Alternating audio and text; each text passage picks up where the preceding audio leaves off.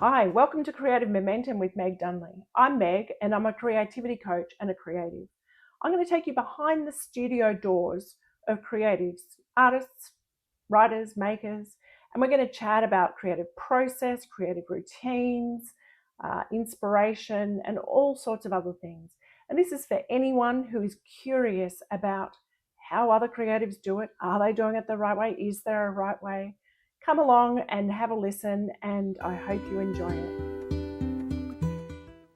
In this first season of Creative Momentum with Meg Dunley, I am going to be exploring creativity from some interviews that I conducted while I was at the Chateau Orcavo for my writing residency in 2025. This season is called the Chateau season for that reason, and I hope you enjoy hearing from the creatives at this residency about their process, their routines, what inspires them, and what wisdom that they would share with other people on their creative journey. In this first episode of the Chateau season, we're going to hear from Amy Ann Goelz, who comes from New York, and she is a painter, filmmaker, and photographer. And she's going to be talking to us about what inspires her, what her process is, what her routine is, and she gives some beautiful pearls of wisdom that may be what you need to hear today. I hope you enjoy it. Hi, Amy. Hi. Do you want to just introduce yourself and where you're from? Hello, my name is Amy Ann Goelz, and I am from California originally, but I live in Brooklyn, New York currently. Excellent. Yeah. And can you tell me what your creative discipline or disciplines are? Like what you do creatively? Yes. Well, I paint is one of the things that I do. I primarily work in oil, and I do a lot of portraiture, kind of like somewhere between surrealism and realism, somewhere in there. And I'm also a filmmaker and a photographer. But currently in on the painting. Nice. Yeah. Can you tell me a little bit about your creative process? I mean, I'm privileged to be standing in your studio right now, and I can see some of your process. But can you tell me about your process, where your ideas come from, and how they come to what they be? Yeah. I think originally got most of my source material and reference images from Pinterest, actually. And I did a lot of photos of random people from kind of the mid 20th century. Yeah. From the mid 20th century. Yeah. And I was just really interested in these people whose photos I came across, but nobody knew their names. They're just sort of forgotten people whose image ended up on a website like Pinterest.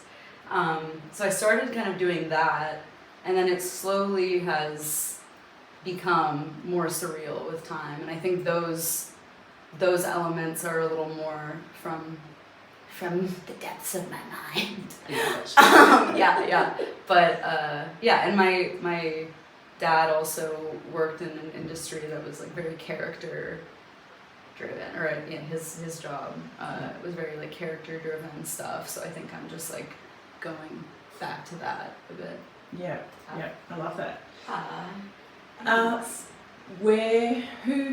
Who or where or what is your creative inspiration? Well, I guess my dad. I feel like I already spoke to that a bit, but he's very like, he I guess my dad, because he really promotes like very out of the box thinking and kind of surreal, strange things. So I think it started there. And then as far as my current work, I would just say people, maybe people on the fringes. I've kind of gotten into this like sort of circus-y series. So people who are kind of forgotten on the side, but still have a lot to say. They just don't really have ability to say it, I guess. Yeah. Is what I would say to that. Yeah. And your creative routine, do you have a routine that you followed for your creativity, and can you tell me a bit about that? Yeah, it's gotten a lot easier the more I've worked. I think before I was, not forcing myself, but kind of forcing myself to paint, to do work. But in the last 2 years, I'd say, it's just become kind of like a necessity and not even something that I think about as much. I guess like my work and my life are merging in a different way than before. So, yeah. What was the question? About your routine. Yeah, the routine, yeah. Like when you're back home. Yeah, so generally, like, I'm a night painter for the most part, unless it's like the weekend, but I'll work and, relax for a little bit, and then generally start painting later in the evening and then go late. And yeah, and then on the weekends I'll try to do like full days painting. But kind of, yeah, and then also just like when I feel, when I feel like it. It's not like super regimented, which I would like for it to be more regimented, but yeah. If you were to meet someone who is just beginning in their creativity, yeah, what pearl or pearls of wisdom would you want to give them? Do the work, put in the hours. That's like the thing I always return to with like what I've achieved, which isn't, I'm not saying it's much, but I am so blown away by just like simply the time I've put in. I haven't been in school, I haven't had any teachers, I haven't had peer resources, which has been hard, but the 10,000 hours thing is so real, and it's so satisfying to see just simply what time, putting time into your craft can do. Yeah. Excellent. Thank you. Great. Anything else you would want to share with other people who are creating in whatever they're doing?